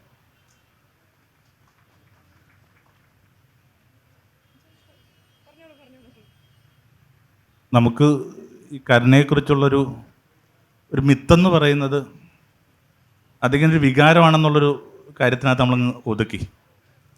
അതിന് ഫ്ലക്ച്വേഷൻ സംഭവിക്കാം. അസലി കരുണ എന്നൊക്കെ പറയുമ്പോൾ ബുദ്ധിസ്റ്റിലൊക്കെ പറയുന്നത് ഒരു 3 കാര്യങ്ങളുടെ കൂടിച്ചേർന്നിട്ടുള്ളൊരു കോമ്പണൻ്റ് അത്. ഒന്നൊരു ബുദ്ധിപരമായ കോഗ്നിറ്റീവ് എന്ന് പറയുന്ന സംഭവമുണ്ട്. 2 ഇത്തിരി കൂടി മാറിയിട്ട് ഈ ഒരു ഹാർട്ട് സ്ഫിയർ ഉണ്ട്, ഒരു ഹൃദയരാഗമുണ്ട്, പിന്നെ കുറച്ചുകൂടി താഴോട്ട് പോയിട്ട് ഇങ്ങനെ ഒരു ചുവടുണ്ട്, ഒരു സ്റ്റെപ്പ്. ഇത് 3-നകത്തും സംഭവിക്കുന്ന ഒരുതരം ജ്ഞാനസ്നാനമുണ്ട്. എനിക്ക് തോന്നുന്നു 3 പെർട്ടിക്കുലർ മേഖലകൾ ഈ കാര്യങ്ങൾ സഹായിക്കുന്നുണ്ട്. ഒന്ന്, മതം വാസ്തവത്തിൽ പറയാനായിട്ട് ശ്രമിക്കുന്ന കരുണയെക്കുറിച്ചാണ്. എൻ്റെ അപ്ലൈഡ് ഫോമിൽ എപ്പോഴും അങ്ങനെയാണെന്ന് അറിഞ്ഞുകൂടാ. പിന്നെ ഒരു കാര്യം കൂടിയുണ്ട്, മതത്തിൽ നിന്ന് സംഭവിച്ച അപരാധങ്ങളും ഹിംസകളേക്കാൾ കൂടുതൽ അതിന്മേൽ ആരോപിക്കപ്പെടുന്നുണ്ട്. ഒരു ബുക്കൊക്കെ വെറുതെ വായിച്ചാൽ നല്ലതായിരിക്കും. ഫീൽഡ് ഓഫ് ബ്ലഡ് എന്ന പറഞ്ഞ പുസ്തകമുണ്ട്. ഈ എല്ലാ ഭൂമിയിലെ രക്തരൂഷിതമായ കാര്യങ്ങൾക്കകത്തും ഈ മതം പ്രതികൂടി നിൽക്കുക എന്ന് പറയുന്ന ഒരു കാര്യത്തിന് ഒരു വീണ്ടും വിചാരം ആവശ്യമുണ്ട്. ഇപ്പം നമ്മൾ പൊതുവെ പറയുന്നത് നാസീപിക്കരുത് എന്ന് പറയുന്നത് മതം വിഷയമായിരുന്നില്ല, അത് എത്തിരി വംശീയമെന്ന് പറയുന്ന സംഭവമായിരുന്നു. അപ്പം ഒത്തിരി ആരോപണം അതിൻ്റെ മീതെ വരുന്നുണ്ട്. പക്ഷെ അടിസ്ഥാനപരമായിട്ട് അത് പറയാൻ ശ്രമിക്കുന്നത് ഈ കരുണയെക്കുറിച്ചാണ്. ഈ ബൈബിളൊക്കെ കണ്ടിട്ടില്ലേ, ഒരു സ്ത്രീ ഇങ്ങനെ കല്ലെറിഞ്ഞ് കൊല്ലുവാൻ വേണ്ടി കൊണ്ടുവരുമ്പോഴേക്കും നമ്മൾ വായിക്കുന്നുണ്ട്, യേശു ഇങ്ങനെ കുനിഞ്ഞിരുന്ന് എന്തോ എഴുതുകയാണ്. ആ കാലം തൊട്ട് ഇന്നോളം അത് വലിയ ആകാംക്ഷ ഉണ്ടാക്കുന്നൊരു കാര്യമാണ്, എന്താണ് യേശു എഴുതിക്കൊണ്ടിരുന്നത്. പൊതുവെ സങ്കല്പിക്കപ്പെടുന്ന ഒറ്റ വാക്ക് മാത്രമാണ് കരുണ, കരുണ, കരുണ. കുറേ കൂടി ഇങ്ങനെ അവനവൻ്റെ ബോധത്തിലേക്ക് ഈ കരുണയെന്ന് പറയുന്ന പദം ഇങ്ങനെ എഴുതി വെക്കുക, അങ്ങനെ ഈ പറഞ്ഞൊരു മേഖലയെ കുറേ കൂടി ജ്ഞാനസ്ഥാനപ്പെടുത്താവുന്ന സംഭവമാണ് ഒന്നാമത്തത്. രണ്ടാമതായിട്ട് ഈ വൈകാരികതയ്ക്ക് ഒരു തലമുണ്ട്, അതിനാണ് ആർട്ട്. നമ്മൾ വായിക്കുന്ന പുസ്തകങ്ങളും നമ്മൾ പങ്കുചേരുന്ന കലാരൂപങ്ങളും ഒക്കെ ഇങ്ങനെ അവനവൻ്റെ വൈകാരികതയെ കുറേ കൂടി നിർമ്മലമാക്കാൻ വേണ്ടിയാണ്. സീസർ മസ്റ്റ് ഡൈ എന്നും പറഞ്ഞുകൊണ്ട് ഒരു ഡോക്യു ഫിക്ഷൻ ഉണ്ട്. ഒരു ജയില്, ആ ജയിലിലേക്ക് ഒരാൾ വന്നിട്ട് പറയും, ഞാൻ നാടകം പഠിപ്പിക്കാൻ പോവുകയാണ്. ആദ്യമൊക്കെ ഇവർ വളരെ ഇൻഡിഫറൻ്റ് ആയിരുന്നു. പിന്നീട് അവർ ആ നാടകത്തിൻ്റെ ആ ഒരു പ്ലോട്ടിൽ പെട്ടുപോവുകയാണ്. സീസൻ്റെ കഥയിൽ എന്നതുപോലെ തന്നെ ചതിക്കപ്പെട്ട അപഹസിക്കപ്പെട്ട മനുഷ്യർ തന്നെ ഇതിനകത്തൊക്കെ ഉള്ളത്. അവരതിനകത്ത് പെട്ടുപോകുന്നു. രാത്രി ഉറങ്ങിക്കിടന്നവർ അങ്ങോട്ടും ഇങ്ങോട്ടും വിളിച്ച് ഇതിനാവശ്യമായ ഡയലോഗ് പഠിക്കുന്നുണ്ട്. അങ്ങനെ നാടകം അരങ്ങേറുന്നു. നാടകം അരങ്ങേറി കഴിഞ്ഞ ദിവസം തൻ്റെ സെല്ലിലേക്ക് പോകുമ്പോൾ ആ പുറത്തെ ജാലകത്തിലേക്ക് നോക്കിക്കൊണ്ട് അതിൽ ഏറ്റവും പ്രധാനപ്പെട്ട കഥാപാത്രമായിട്ട് അഭിനയിച്ച ഒരാൾ പറയുകയാണ്, ഇപ്പം എനിക്ക് കല എന്താണെന്ന് മനസ്സിലായി, ഈ നിമിഷം തൊട്ട് എൻ്റെ ജയിൽ ആരംഭിക്കുകയാണ്. ഇതുവരെ ജയിലാണെന്ന് പോലും പിടുത്തം കിട്ടത്തില്ല. ഇങ്ങനെ ഈ പറയുന്ന ഹൃദയത്തെ വിമലീകരിക്കുന്ന ഒന്നെൻ്റെ ആർട്ടിലുണ്ട്. പിന്നെ സ്വാഭാവികമായിട്ട് പൊളിറ്റിക്സ്, അത് ഇടപെടാൻ വേണ്ടിയാണ്. ഈ കാര്യങ്ങൾ ഇങ്ങനെ പോയാൽ പോരാ, ഇതിനകത്തൊരു മാറ്റം ആവശ്യമുണ്ട്. നമുക്ക് എടുക്കാവുന്ന ഏറ്റവും നല്ല പൊളിറ്റിക്സ് എന്ന് പറയുന്നത് ആരാണോ വീക്ക് അവരുടെ കൂടെ നിൽക്കുക എന്നുള്ളതാണ്. സ്ത്രീയുടെ കൂടെ നിൽക്കുക, കുഞ്ഞുങ്ങളുടെ കൂടെ നിൽക്കുക, ദളിതരുടെ കൂടെ നിൽക്കുക, പാർശ്വവൽക്കരിക്കപ്പെട്ടവരുടെ കൂടെ നിൽക്കുക എന്ന് പറയുന്നതിൻ്റെ അർത്ഥം ഒരു സൊസൈറ്റിക്കകത്ത് ഏറ്റവും വീക്കായവരോടൊപ്പം നിൽക്കുക എന്നുള്ളതാണ്. അതിനകത്ത് നിങ്ങൾ ഉണ്ടാക്കിയെടുക്കുന്ന ചങ്കുറപ്പിൻ്റെ പേരായി പൊളിറ്റിക്സ് എന്ന് പറയുന്നത്. എനിക്ക് തോന്നുന്നു ഇതെല്ലാം കൂടി ചേർന്നിട്ടാണ് ഒരു കരുണയുള്ള സമൂഹം രൂപപ്പെടുന്നത്. കുട്ടികളോട് നമ്മൾ പറഞ്ഞു കൊടുക്കുമ്പോൾ ആദ്യത്തിനകത്ത് നമ്മൾ പറയുന്ന ഒരൊറ്റ കാര്യം മാത്രമാണ്, യെസ് ഐ ക്യാൻ അണ്ടർസ്റ്റാൻഡ്. നീ കടന്നു പോകുന്ന ഈ പ്രതിസന്ധി എനിക്ക് നന്നായിട്ട് മനസ്സിലാവും. ചിലപ്പോൾ എനിക്ക് തോന്നാറുണ്ട്, ഈ സ്നേഹിക്കപ്പെടുന്നു എന്നതിനേക്കാൾ പ്രധാനമാണ് മനസ്സിലാക്കപ്പെടുക. രണ്ടാമത്തിനകത്ത് സ്വാഭാവികമായിട്ട് ഐ ഫീൽ ഇറ്റ്, എനിക്ക് നന്നായിട്ട് പിടുത്തം കിട്ടും. ഈ കമ്പാഷൻ പറഞ്ഞ വാക്ക് തന്നെ വരുന്ന അങ്ങനെയാണ്. ഒരുമിച്ച് സഹിക്കുന്ന ബോധം കിട്ടുന്ന ദിവസം നമുക്കിടയിൽ ഉണ്ടാകുന്ന ഒരു വണ്ണസിൻ്റെ പേരാണ്, യോഗാത്മയുടെ പേരാണ് ഈ കമ്പാഷൻ എന്ന് പറയുന്നത്. നമ്മൾ ഈ ദേശത്തെ എടുത്ത് നോക്കി, ഇപ്പോൾ ഇന്ത്യ എന്ന് പറയുന്ന ദേശം എന്താ അതിനകത്ത് പൊതുവായിട്ടുള്ളത്? ഒന്നുമില്ല. വേറെ സൈക്കിൾ ചവിട്ടി പാലക്കാട് എത്തുന്ന ഒരു മനുഷ്യൻ അത് കഴിയുമ്പോഴേക്കും കോയമ്പത്തൂരിലേക്ക് പ്രവേശിക്കുമ്പോൾ അയാൾ സൈക്കിൾ ചവിട്ടുന്ന രീതിക്ക് പോലും ഒരു സാമ്യമില്ല. അത്രയും വൈവിധ്യങ്ങളുള്ള ഒരു നാടെങ്ങനെയാണ് ഭാരതമായിട്ട് മാറിയത്? അത് പെട്ടെന്നൊരു ദിവസം ഈ ദേശത്തുള്ള മനുഷ്യർക്ക് മനസ്സിലായി നമ്മളൊക്കെ ഒരേപോലെ സഹിക്കുകയാണ്. Compassion begins on the day when you realise all of us are suffering. 3, സ്വാഭാവികമായിട്ട് കാര്യങ്ങൾ ഇനി ഇങ്ങനെ മുമ്പോട്ട് പോയിക്കൂടാ. അതിന് നമ്മുടെ ഇച്ഛാശക്തി രാഗമിനുക്കുക എന്ന് പറയുന്ന സംഭവമുണ്ട്. അപ്പോൾ കരുണ നമ്മൾ വിചാരിക്കുന്ന കണക്ക് ഒരു കാൽപ്പനിക പദമല്ല. പറഞ്ഞോട്ടെ ദീപ. ബഹുമാനപ്പെട്ട ബോബിയച്ചൻ പറഞ്ഞ സംഗതിയെ ഞാൻ നമ്മുടെ വേറൊരു തലത്തിൽ, അത് നമ്മുടെ സമൂഹത്തിൻ്റെ ഒരു വലിയ പ്രധാനപ്പെട്ട വിഷയത്തിലേക്കാണല്ലോ നമ്മൾ കൊണ്ടുപോകുന്നത്. ഉദാഹരണമായിട്ട് ഏറ്റവും വലിയ പ്രശ്നം അപരത്വ നിർമ്മിതിയാണ്, അപരനെ ഉണ്ടാക്കുക. നേരത്തെ ദീപ സൂചിപ്പിച്ചിരുന്നു, അപരനെ ഉണ്ടാക്കുകയാണ്. കാരുണ്യമില്ലാത്തൊരു സമൂഹത്തിലാണ് അപരൻ ഉണ്ടാകുന്നത്. എല്ലാവരോടും കരുണ കാണിക്കുന്നിടത്ത് അപരൻ ഇല്ല. നാരായണ ഗുരുവിൻ്റെ തന്നെ വളരെ പ്രസിദ്ധമായിട്ടുള്ള ആത്മോപദേശ ശതകത്തിലെ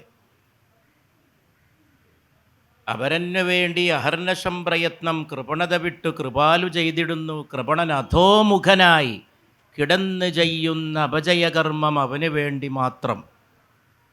അവനിവനെന്ന പ്രിയം അപരൻ്റെ അതൻ പ്രിയം അപരൻ്റെ ഒരു വ്യാഖ്യാനവും ആവശ്യമില്ലാത്ത, നേരത്തെ ബോബിയച്ചൻ പറഞ്ഞു വ്യാഖ്യാനം ഇല്ലാത്ത അവസ്ഥ. ഒരു വ്യാഖ്യാനവും ആവശ്യമില്ലാത്ത പച്ചമലയാളത്തിൽ നാരായണ ഗുരു, അദ്ദേഹം ഒരർത്ഥത്തിൽ മലയാളത്തിൻ്റെ ഏറ്റവും വലിയ മഹാകവിയാണെന്ന് പറയേണ്ടി വരും. ഇതൊക്കെ പരിഗണിച്ചാൽ ആധ്യാത്മിക ആചാര്യൻ അല്ലെങ്കിൽ നവോത്ഥാന പുരുഷൻ എന്നതിനോടൊക്കൊപ്പം അദ്ദേഹം ഇതിൽ പറയുന്ന കാര്യങ്ങൾ ഏതാൾക്കും മനസ്സിലാകുന്ന, പ്രിയം അപരൻ്റെ അതൻ പ്രിയം സ്വകീയ പ്രിയം അപരപ്രിയം ഇപ്രകാരമാകും നയമതിനാലേ നരന് നന്മ നൽകും ക്രിയ അപരപ്രിയ ഹേതുവായി വരേണം. പിന്നത്തെ 4 വരി കേൾക്കാത്ത മലയാളികൾ വളരെ ചുരുക്കമായിരിക്കും. അവനിവനെന്നറിയുന്നതൊക്കെ ഓർത്താൽ അവനിയിൽ ആദിമമായ ഒരാത്മരൂപം ഒക്കെ ഒറ്റൊന്നിൽ നിന്നാണ്. അവനവൻ ആത്മസുഖത്തിനാചരിക്കുന്നവയപരന് സുഖത്തിനായി വരേണം. ഒരു 100 കൊല്ലം മുമ്പ് കേരളം കേട്ട ഏറ്റവും വലിയ മനുഷ്യത്വത്തിൻ്റെ കാരുണ്യത്തിൻ്റെ മന്ത്രധ്വനിയാണിത്. അതിൻ്റെ ധ്വനി മധുരിമ ഇന്നും നമ്മുടെ ചരിത്രത്തിൽ നിലനിൽക്കുന്നുണ്ട്. ആ ഒരു സങ്കല്പം ഇതെല്ലാ മതങ്ങളിലുള്ളതാണ്. അതാണ് ബഹുമാനപ്പെട്ട എൻ്റെ സുഹൃത്ത് ബോബിയച്ചൻ ഇവിടെ അല്പം മുമ്പ് വളരെ അഗാധമായിട്ട് പറയേണ്ടതെന്നാണ് ഞാൻ മനസ്സിലാക്കുന്നത്. പക്ഷേ മതത്തെ ആകട്ടെ രാഷ്ട്രീയത്താകട്ടെ, അദ്ദേഹം രാഷ്ട്രീയത്തെയും പറഞ്ഞു, ഇതൊക്കെ റാഞ്ചിയെടുക്കുന്നത് ഹിംസയാണ്. ഹിംസ വരുന്നത് കരുണ ഇല്ലാതെയാകുമ്പോഴാണ്. സൈക്കോളജി പറയണത് മനുഷ്യൻ അടിസ്ഥാനപരമായിട്ട് സ്വയം കേന്ദ്രീകൃതനാണെന്നാണ്, ഇഗോയിസ്റ്റിക് ആണെന്ന്, ഇഗോസെൻട്രിക് ആണ്. മനുഷ്യൻ അവൻ്റെ സ്വത്വത്തിലാണ് ഊന്നി നിൽക്കുന്നത്. അതാണ് മനഃശാസ്ത്രത്തിൻ്റെ അടിസ്ഥാനപരമായിട്ടുള്ള പാഠം. അവിടുന്ന് ആ ഈഗോയെ തൊടുമ്പോഴേക്ക് അവൻ വിരോധത്തിലേക്ക് പോകും, വൈരത്തിലേക്ക് പോകും, വിദ്വേഷത്തിലേക്ക് പോകും. അത് ഹിംസയായിത്തീരും. ഈ ഈഗോയെ തന്നെ ഇല്ലാതെയാക്കാനാണ് മതങ്ങളൊക്കെ ഉണ്ടായിട്ടുള്ളത്. നിൻ്റെ അകത്തേക്ക് നോക്കൂ, നീ അകത്തെ സംസ്കരിക്കൂ. മനുഷ്യ ശരീരത്തിലൊരു മാംസപിണ്ഡമുണ്ട്, അത് നന്നായ ആ മനുഷ്യൻ മുഴുക്കെ നന്നായി, അത് മലിനമായാൽ മനുഷ്യൻ മുഴുക്കെ മലിനമായി എന്ന് തിരുനബിയുടെ, മുഹമ്മദ് നബിയുടെ സല്ലല്ലാഹു അലൈഹി വസല്ലം ഒരു തിരുവചനമുണ്ട്. അപ്പോൾ ഇതൊക്കെ ഉപനിഷത്തിൽ മുഴുവൻ അകത്തേക്ക് നോക്കാനാണ്. ഒരു ചൈനീസ് പഴമൊഴിയുണ്ട്, നീ കാണുന്ന മാതൃകാ ലോകം കാണാൻ നീ നോക്കേണ്ടത് നിൻ്റെ അകത്തേക്കാണ്. നീ പുറത്ത് കാണാൻ ആഗ്രഹിക്കുന്ന മാതൃകാ ലോകം കാണാൻ നീ യഥാർത്ഥത്തിൽ നോക്കേണ്ടത് നിൻ്റെ തന്നെ ഉള്ളിലേക്കാണ്. ഇങ്ങനെയുള്ള ലോകത്തുള്ള മതങ്ങളുടെയൊക്കെ ആശയങ്ങളെപ്പോലും വളരെ വളരെ വളരെ ദുർവ്യാഖ്യാനം ചെയ്യപ്പെടുമാറ് വന്നിട്ടുള്ളത് ഈ അപരത്വ നിർമ്മിതിയാണ്. വൈവിധ്യങ്ങളെ മനസ്സിലാക്കുന്നിടത്ത് പറ്റിയ ഏറ്റവും വലിയ പതനമാണ്. വൈവിധ്യങ്ങളെ മനസ്സിലാക്കണം, വൈവിധ്യങ്ങളെ ആഘോഷിക്കണം. സഹിഷ്ണുത എന്ന് പറയുന്ന വാക്കാണ് ഇന്ന് കരുണയുമായിട്ടോ സൗഹൃദവുമായിട്ടോ ബന്ധപ്പെട്ട് പലപ്പോഴും ഉപയോഗിക്കുന്നത്. ടോളറൻസ്, സഹിച്ചു കൊടുക്കുകയെന്ന്. അതിനപ്പുറത്തേക്ക് വൈവിധ്യങ്ങളെ ടോളറേറ്റ് ചെയ്താൽ പോരാ, വൈവിധ്യങ്ങളെ ആഘോഷിക്കണം. പല വർണ്ണങ്ങളെ, പല സ്വരങ്ങളെ, അങ്ങനെ ബഹുസ്വരതയുടെ ഒരു ദർശനത്തിൽ എത്തിച്ചേരണം. അങ്ങനെ കാരുണ്യത്തിന്, കമ്പാഷത്തിന് അനിവാര്യമായിട്ടുള്ള ഒരു നിലപാട് തറയായി പ്ലൂരലിസം മാറണം. പ്ലൂരലിസം, ബഹുത്വം, നാനാത്വം, വൈവിധ്യം പലതാണ്.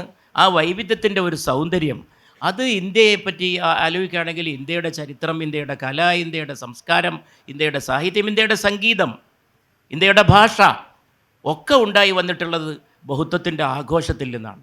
അപ്പോൾ അപരനില്ലാതെയാകുമ്പോൾ അന്യനില്ല, അന്യൻ എന്ന് പറയുന്ന ഒരു ആശയം തന്നെ ഇല്ല.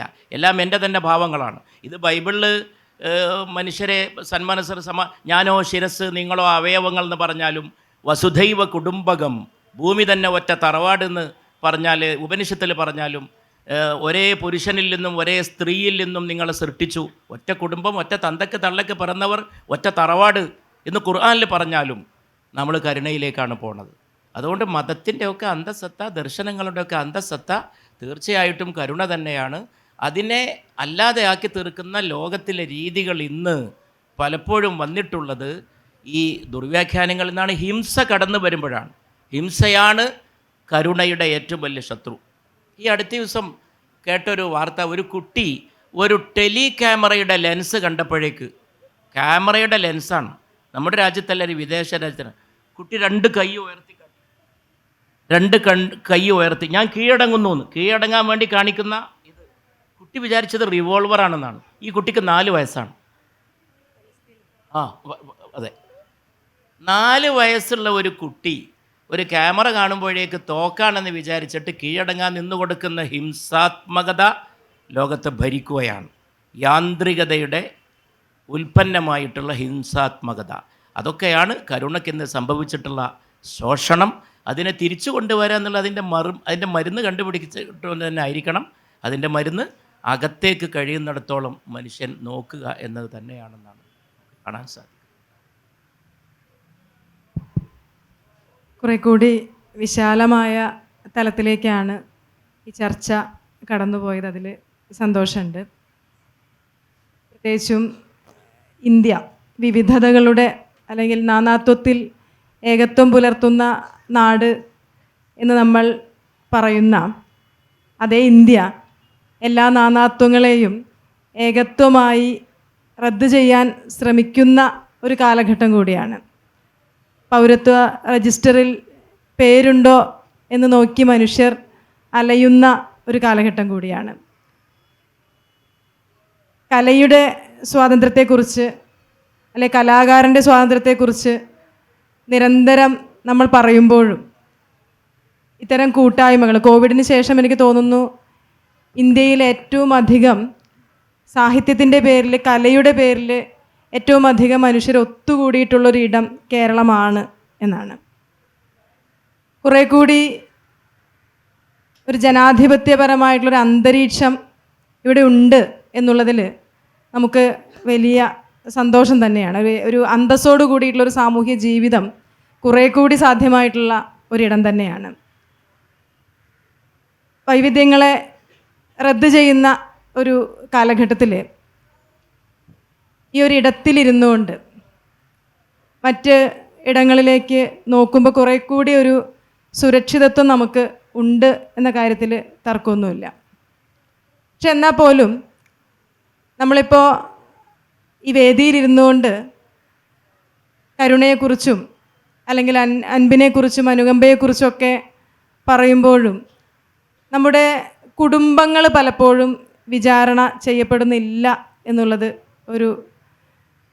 അത്തരം ഒരു കാലത്ത് കുടുംബം എത്രത്തോളം, ഫാദർ പറഞ്ഞു,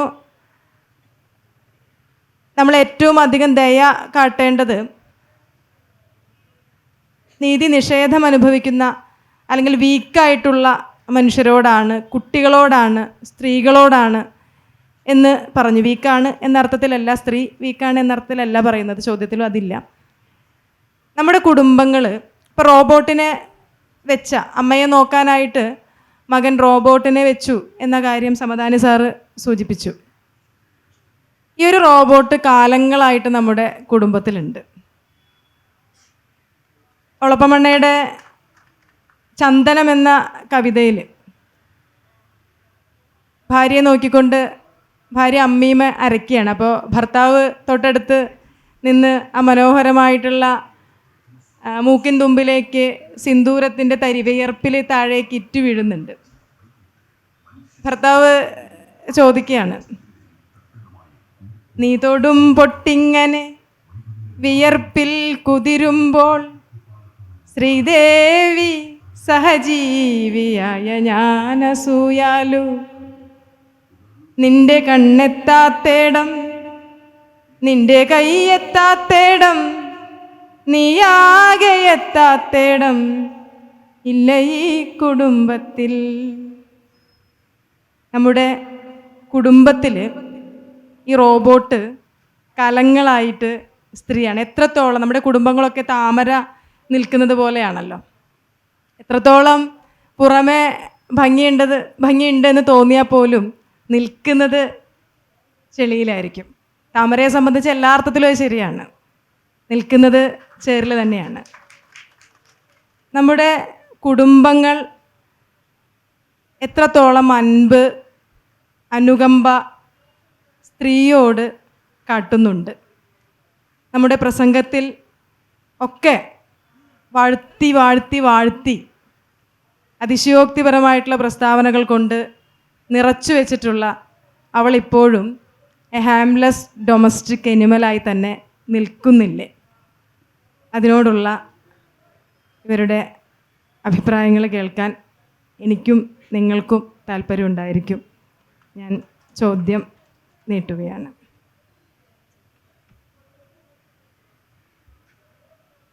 എനിക്ക് തോന്നുന്ന ഏറ്റവും ബേസിക് ആയിട്ടുള്ള സംഭവമാണ് ഈ എമ്പതി എന്ന് പറയുന്നത്.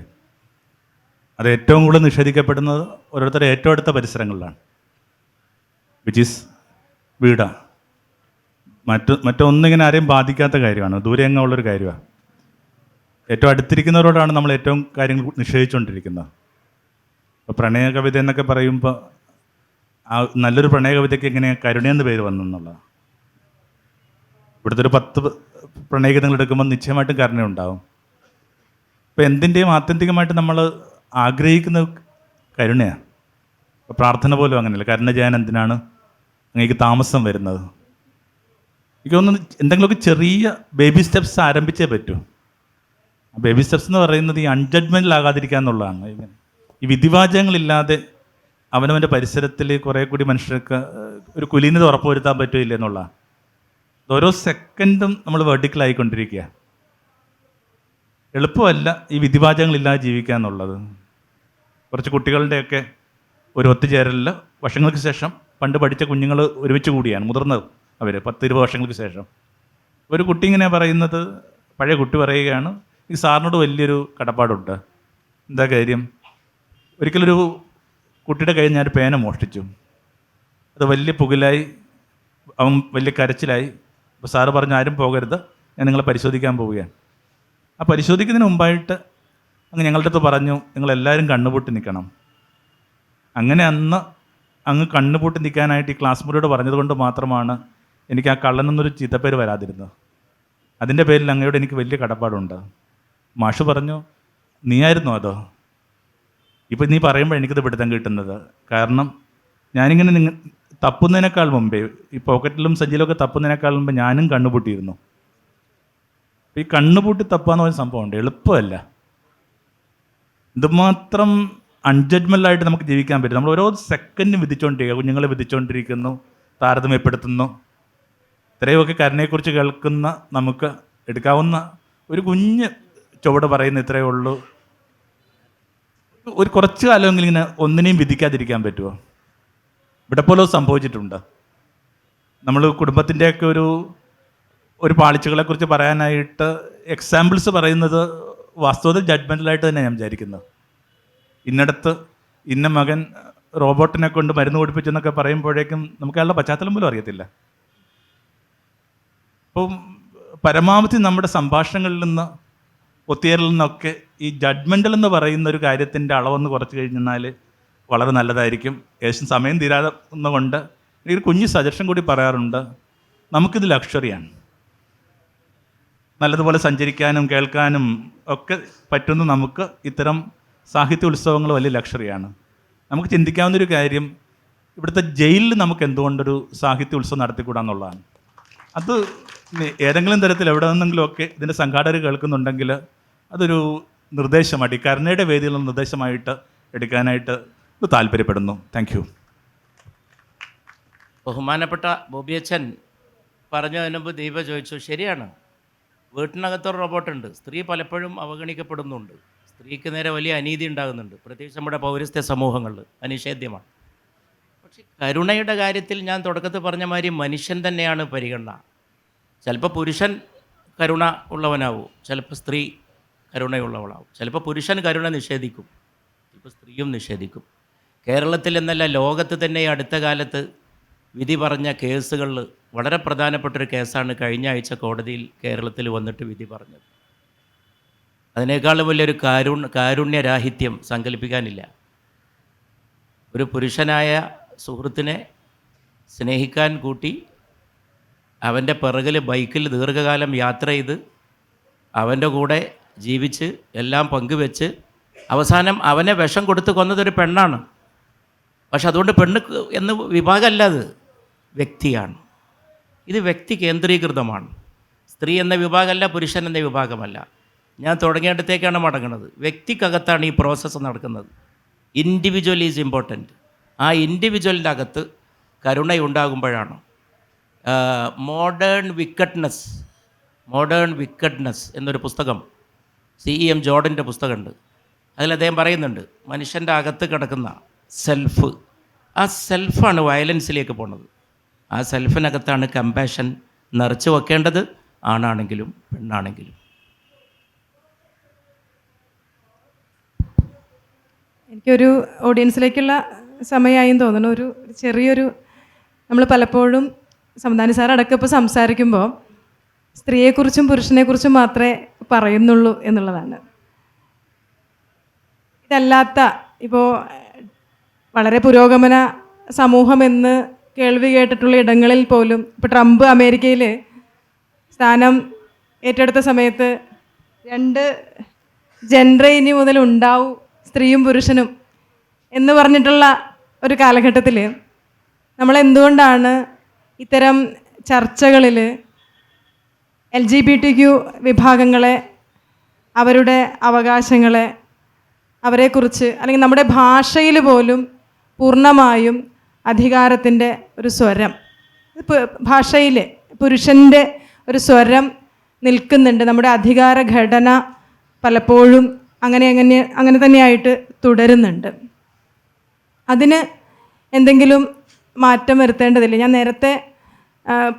നേരത്തെ ഇപ്പോൾ പോലും ചർച്ച വരുന്ന ഈ വ്യായാമ ഇടങ്ങളിൽ സ്ത്രീയും പുരുഷനും തമ്മിൽ ഒന്നിച്ച് ഇടപഴകുന്ന ഇടങ്ങളൊക്കെ നിരോധിക്കും എന്ന് പറയുന്ന കേരളത്തിലിരിക്കുന്ന മനുഷ്യരും, അങ്ങേയറ്റത്ത് സ്ത്രീയും പുരുഷനും മാത്രം മതി, 2 ജെൻഡർ മതി എന്ന് പറയുന്ന ട്രംപും ഒക്കെ ഇരിക്കുന്ന ഒരിടത്തിൽ ജനാധിപത്യത്തിൻ്റെ ഇടങ്ങളിൽ മനുഷ്യർ എന്നൊരു സങ്കല്പത്തിലേക്ക് നമ്മൾ എപ്പോഴാണ് എത്തുന്നത് എന്നൊരാശങ്ക കൂടി എനിക്കുണ്ട്. ആശങ്ക എൻ്റെ മാത്രം ആശങ്കയല്ല, അത് മറുപടി പറയാനായിട്ട്, ഞാൻ ചുരുങ്ങിയ വാക്കുകളിൽ മറുപടി പറയാനായിട്ട് ഞാൻ ഒരിക്കൽ കൂടി മൈക്ക് കൈമാറുകയാണ്. അതിന് ശേഷം ചോദ്യങ്ങളിലേക്ക് വരാം. നിങ്ങളും ചോദ്യങ്ങൾക്ക് തയ്യാറെടുക്കും എന്ന് കരുതുന്നു.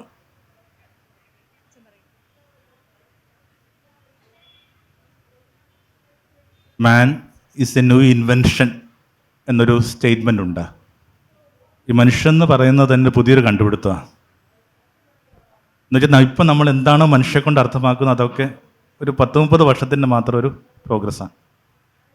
അപ്പം അതിനകത്തുനിന്ന് ഊർജ്ജം സ്വീകരിച്ച് മുമ്പോട്ട് പോകുക എന്നുള്ളതാണ് ഏറ്റവും സർഗാത്മകമായിട്ട് നമുക്ക് ചെയ്യാവുന്ന ഏറ്റവും വലിയ കരുണ എന്ന് പറയുന്നതൊക്കെ. പദങ്ങൾ പോലും ഒക്കെ നമ്മൾ ഉപയോഗിക്കുന്നൊരു ഭാഷ എന്ന് പറഞ്ഞാൽ ജ്ഞാനസ്നാനപ്പെടേണ്ടതുണ്ട്. അതൊരു ക്രിസ്ത്യൻ പരിശുദ്ധ ഉപയോഗിക്കുന്ന വാക്കാണ് ജ്ഞാനസ്നാനം എന്ന് പറയുന്നത്. ഈ അറിവ് കൊണ്ട് എല്ലാത്തിനകത്ത് സംഭവിക്കുന്നൊരു ജ്ഞാനസ്നാനമുണ്ട്. അസല ഗുരുവിൽ തുടങ്ങി ഗുരുവിനെ നമിക്കണമെന്ന് ഓർത്ത് പറഞ്ഞ് അവസാനിപ്പിക്കുന്ന അത്രയേ ഉള്ളൂ. ഈ ദേശത്തിൻ്റെ എല്ലാ പ്രതിസന്ധികൾക്കും കാരണം അറിവില്ലായ്മയാണെന്ന് വിചാരിച്ചിരുന്ന ഒരാളായിരുന്നു ഗുരു. ഈ ദേശത്തെ ഏറ്റവും വലിയ വൈദ്യനായിരുന്നു അദ്ദേഹം. എനിക്കൊന്ന് ഗുരുക്കന്മാരാണ് ഏറ്റവും വലിയ വൈദ്യന്മാർ. കുറേ വർഷങ്ങൾക്ക് മുമ്പ് ഗുരു നിത്യ ആചാര്യന്മാരെക്കുറിച്ച് പുസ്തകം എഴുതിയപ്പോൾ അതിൻ്റെ തലക്കെട്ട് ചിലരെങ്കിലും ഓർക്കുന്നുണ്ടാവും, അപൂർവ വൈദ്യന്മാരെന്നുള്ളതാണ്. ഇങ്ങനെ തീരെ ഇല്ലാത്ത നിറത്തിലല്ല അപൂർവം, പൂർവ്വമില്ലാത്തതാണ്. അപ്പോൾ ആ പൂർവ്വമാതൃകളില്ലാത്ത ആ വലിയ ആചാര്യനെ, ഗുരുവിനെ വീണ്ടും ബോധത്തിലേക്ക് ഒന്ന് ക്ഷണിച്ചും പ്രാർത്ഥിച്ചും ഒക്കെ ഞങ്ങളൊക്കെ പതുക്കെ ഇതിനകത്തുനിന്ന് പിൻവാങ്ങിയാണെന്ന് തോന്നുന്നു. Thank U.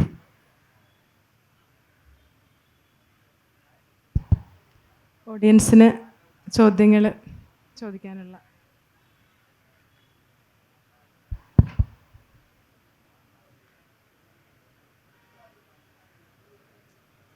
ഒരൊറ്റ ചോദ്യം സാർ.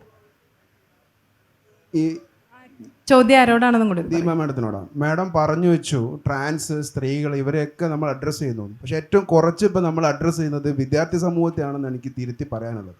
കാരണം നമ്മൾ കണ്ടു ഒരു കുട്ടി മാഷ് തെറി വിളിച്ചു. ആ കുട്ടി പറഞ്ഞൊരു കാര്യത്തെ ആരും അഡ്രസ്സ് ചെയ്തില്ല. എൻ്റെ വീഡിയോ എടുത്ത് അവനെ ന്യായീകരിക്കല്ല കേട്ടോ, അവൻ ചെയ്തതിന് ഒരിക്കലും ന്യായീകരിക്കല്ല. എൻ്റെ വീഡിയോ എടുത്ത് എന്നെ ഹരാസ് ചെയ്തു എന്ന് ആ കുട്ടി പറഞ്ഞതിന് ഒരാൾ പോലും അഡ്രസ്സ് ചെയ്തിട്ടില്ല. എൻ്റെ ഒരു അനുഭവം പറഞ്ഞ് നിർത്തുകയാണ്. കോഴിക്കോട് മുൻ മേയറായിരുന്ന മുഹസിൻ എന്നൊരു നേതാവുണ്ടായിരുന്നു ജനതാദളസിൻ്റെ. അദ്ദേഹത്തെ ഒരു പേഴ്സ് കട്ടെടുത്തത് എൻ്റെ ഒരു കസിൻ ബ്രദറായിരുന്നു. പത്രം ഇടാൻ പോകുന്നൊരു കുട്ടി. ആ പേഴ്സ് തിരിച്ച് അവിടെ വെച്ചതിന് ശേഷം ഇയാൾ വിളിച്ച് പറഞ്ഞു ഞങ്ങളോട്, ഈ കുട്ടി ഇങ്ങനെ ചെയ്തിട്ടുണ്ട്, എന്തുകൊണ്ട് നിങ്ങളിത് കംപ്ലൈൻറ്റ് ചെയ്തില്ല എന്ന് ഞങ്ങൾ ചോദിച്ചപ്പോൾ അദ്ദേഹം പറഞ്ഞത്, ഞാൻ കംപ്ലൈൻറ്റ് ചെയ്താൽ അവർ അതിനേക്കാളും വലിയൊരു കുറ്റവാളിയായിട്ട് ഈ സമൂഹത്തിലേക്ക് തിരിച്ചു വരും. നിങ്ങളൊക്കെ പറഞ്ഞു നിർത്തിയ കരുണ എന്നത് അദ്ദേഹം ഒരു അധ്യാപക മനസ്സോട് കൂടി കാണിച്ചു. കേരളത്തിലെ അധ്യാപക സമൂഹം മാറേണ്ടതല്ലേ എന്നതാണ് മാഡത്തിനോടുള്ള ചോദ്യം. ഞാൻ ഈ സെഷൻ്റെ മോഡറേറ്ററാണ്, എന്നാൽ ആ ചോദ്യത്തിനെ ഞാൻ മാനിക്കുന്നു. എനിക്ക് തോന്നുന്നു ആ ചോദ്യത്തിന് വളരെ മനോഹരമായിട്ടുള്ളൊരു ഉത്തരം ബോബി അച്ഛൻ പണ്ടേ എഴുതിയിട്ടുണ്ട്. നമ്മളൊക്കെ ഇത്തിരി സംയമനത്തോടു കൂടി നിന്നാൽ നമ്മൾ നേരെയായതുപോലെ നമ്മുടെ കുഞ്ഞുങ്ങളും നേരെയായിക്കോളും എന്ന്. അതുതന്നെയാണ് എൻ്റെ മറുപടി. ഞാൻ ആ മറുപടി കുറച്ചുകൂടി അതിൻ്റെ തുടർച്ചയ്ക്കായിട്ട് ബോബി അച്ഛനിലേക്ക് കൂടി വരികയാണ്. ഇല്ല, കൂടുതലൊന്നും പറയാനല്ല. സ്കൂൾ അധികൃതർ മാപ്പ് ചോദിച്ചിട്ടുണ്ട്, അത് താങ്കൾ അറിഞ്ഞിട്ടുണ്ടാവും അല്ലേ? എനിക്ക് തോന്നുന്നു ഈ ദിവസങ്ങൾ നടന്ന് ഇവിടുത്തെ ഏറ്റവും പൊളിറ്റിക്കലായൊരു ശരിയായ തീരുമാനമാണ് സ്കൂൾ അധികൃതരുടെ ഭാഗത്തു നിന്നുണ്ടായത്. അത് സംഭവിച്ചെന്നുള്ളത് കൊച്ചു കാര്യമല്ല. അനുകമ്പ എന്ന ഈ ആശയം ആരോടാ ചോദ്യം എന്നും കൂടി ഒന്ന് പറയും. അതെ, അതാണ് കാരുണ്യത്തിൻ്റെ പ്രവാചകൻ എന്ന് പറയാവുന്ന ആളാണ് ശ്രീനാരായണ ഗുരു. അദ്ദേഹത്തെ സ്നേഹം, കാരുണ്യം, ദയ, സാഹോദര്യം എന്നുള്ള ആശയങ്ങളെ ഏറ്റവും ശക്തമായി മുന്നോട്ട് വെച്ച ആളാണ്. അദ്ദേഹത്തെ ഹിന്ദുവാക്കാനാണ് ഇപ്പോൾ ശ്രമിച്ചുകൊണ്ടിരിക്കുന്നത്. ഹിന്ദുത്വം എന്നുള്ളത് മനുഷ്യത്വത്തിൻ്റെ നേരെ എതിർപഥമാണ്. ഇന്ത്യയിൽ മാനവികമായ ഒരു മൂല്യങ്ങളെയും അംഗീകരിക്കാത്ത വിവേചനത്തിൻ്റെ, വിദ്വേഷത്തിൻ്റെ, വിഭജനത്തിൻ്റെ, വയലൻസിൻ്റെ ഒരു ഐഡിയോളജി ആയിട്ടുള്ള ഹിന്ദുത്വത്തെ അതിൻ്റെ ഭാഗമായിട്ട് ശ്രീനാരായണ ഗുരുവിനെ ഹിന്ദു സന്യാസിയാക്കുന്ന ഒരു വളരെ ഗുരുതരമായ ഒരു ക്രിമിനൽ കുറ്റം രാജ്യത്ത് നടന്നുകൊണ്ടിരിക്കുകയാണ്. ഇതിന് ചെറുക്കേണ്ടതില്ല. ഇപ്പോൾ സമദാനി നേരത്തെ യാന്ത്രികതയെക്കുറിച്ച് പറഞ്ഞു. യഥാർത്ഥത്തിൽ അദ്ദേഹം പറയേണ്ടിയിരുന്നത് ഈ മനുഷ്യത്വത്തിൻ്റെ എതിർചേരിയിൽ നിൽക്കുന്ന ഹിന്ദുത്വത്തിൻ്റെ ഹൈന്ദവ മൂല്യങ്ങളുടെ വ്യാപനമാണ്. കാരണം മൃഗങ്ങൾക്ക്, പശുവിന് മനുഷ്യനേക്കാൾ പരിഗണന കൊടുക്കുന്ന ഒരു സമൂഹത്തിലാണ് നിൽക്കുന്നത്. അപ്പോൾ അതുകൊണ്ട് ഈ പ്രവാചകനെ, കാരുണ്യത്തിൻ്റെ പ്രവാചകനായ ശ്രീനാരായണ ഗുരുവിനെ ഹിന്ദുത്വത്തിൻ്റെ മാനവിക വിരുദ്ധത്തിൽ നിന്ന് തിരിച്ചു പിടിക്കാൻ ഒരു ശ്രമം നടക്കേണ്ടതല്ലേ എന്നാണ് എനിക്ക് പറയാനുള്ളത്. ചോദ്യം ആരോടാണ് എന്നുകൂടി ഒന്ന്. സമദാനി സാറിനോടാണ്. ഓക്കെ. ഞാൻ യാന്ത്രികത എന്ന് പറയാൻ കാരണം വിഷയ അനുകമ്പ ആയതുകൊണ്ടാണ്. സമയമില്ലാത്തതുകൊണ്ടാണ് കൂടുതൽ വിശദീകരിക്കാത്തത് അല്ലേ? ഇവിടുന്ന് അങ്ങനെ പറഞ്ഞുകൊണ്ടിരിക്കുന്നുണ്ട്. ഇവിടുന്ന് വൈൻഡപ്പ് ചെയ്യാൻ പറയുന്നുണ്ട് അല്ലേ? സമയം കഴിഞ്ഞു എന്നാ മനസ്സിൽ. 0-0. ക്ഷമിക്കണം പ്രിയപ്പെട്ടവരെ. വളരെ നന്ദി, വളരെ സന്തോഷം. ബോബി അച്ഛന് വേണ്ടി, അല്ലെങ്കിൽ ദീപക്ക് വേണ്ടി, എല്ലാവർക്കും വേണ്ടി, ബോബി അച്ഛനും പറയായിരിക്കും, എല്ലാവർക്കും നന്ദി. ഇത്രയും നല്ലൊരു സദസ്സ്, സശ്രദ്ധം, വളരെ പ്രബുദ്ധമായ സദസ്സ്, ഇതുപോലൊരു വളരെ തീക്ഷണമായി നമ്മെ ചുട്ട് പൊള്ളിക്കുന്നൊരു വിഷയം ചർച്ച ചെയ്യുമ്പോൾ ഇവിടെ ഉണ്ടായി. സദസ്സിൻ്റെ സംസ്കാരം, സദസ്സിൻ്റെ പ്രബുദ്ധത നിങ്ങളെല്ലാവരും കാണാൻ കഴിഞ്ഞ എല്ലാറ്റിനും ആദരം, നന്ദി, കൃതജ്ഞത.